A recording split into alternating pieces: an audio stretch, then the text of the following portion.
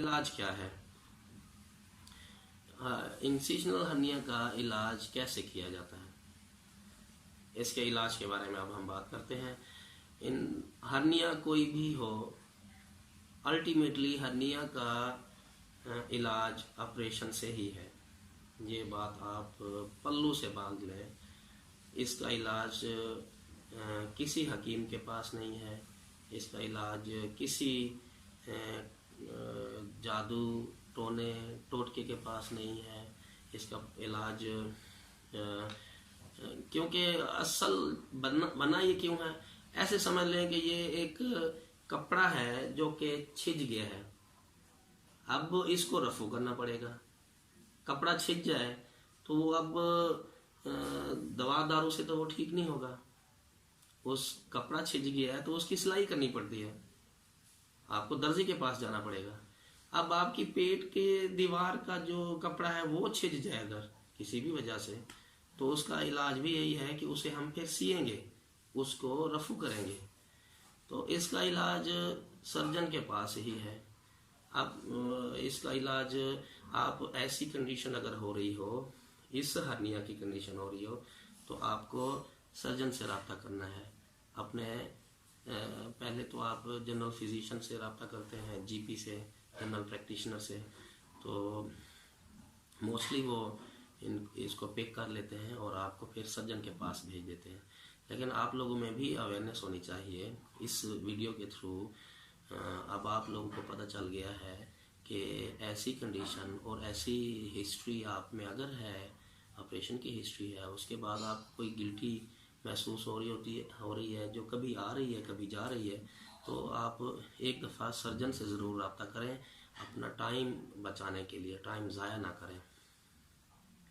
तो इसका अब ये है कि इलाज कब करवाना चाहिए, इंसिजनल हर्निया का इलाज कब करवाना चाहिए। ये वाले हर्निया जो होते हैं, इनका जो डिफेक्ट होता है वो थोड़ा नैरो नहीं होता, इनका डिफेक्ट बहुत वाइड होता है। तो इसमें कम चांसेस होते हैं कि इसमें से अगर अंतड़ियाँ आएँ तो वो फंस जाएं और वापस ना जा सकें।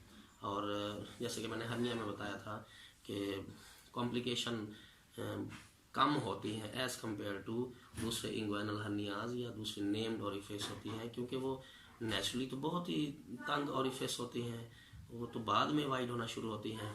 तो ये बहुत कम चांसेस होते हैं कि ये ऑब्स्ट्रक्शन की तरफ जाए या स्ट्रैंगुलेशन की तरफ जाए। स्ट्रैंगुलेशन जिसमें अंतड़ियाँ गलना सड़ना शुरू हो जाती हैं, जिसमें फिर अंतड़ियाँ काटनी पड़ती हैं।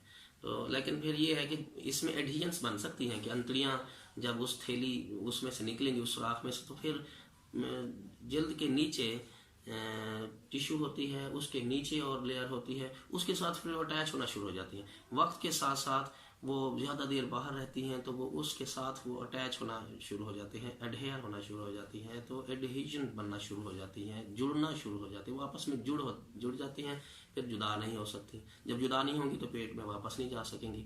अंतड़ियाँ तो पेट का हिस्सा है, उन्हें तो बाहर नहीं रहना चाहिए। ऐसी कंडीशन में ये होता है कि वो डिफ़िकल्ट हो जाता है।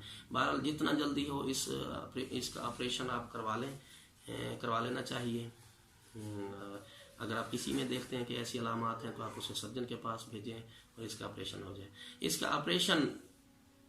ऑपरेशन कैसे करते हैं, उसके लिए हमने आपको अपनी पिछली वीडियो में बताया है कि इसका ऑपरेशन कैसे करते हैं। अब कपड़ा छिज गया है तो इसको हमने रफू करना है। इसको हम एक ऐसे धागे से भी रफू कर सकते हैं जो कि कभी ख़त्म नहीं होने वाला होता है, जैसे कि प्रोलीन 1 का होता है, ऐसा धागा जो कभी ख़त्म नहीं होता, उससे भी हम इसका ऑपरेशन कर सकते हैं। लेकिन उसमें फिर ये इस हर्निया के दोबारा बनने के चांसेस ज़्यादा होंगे अगर हम सिर्फ उस टिश्यू को हम क्लोज कर दें।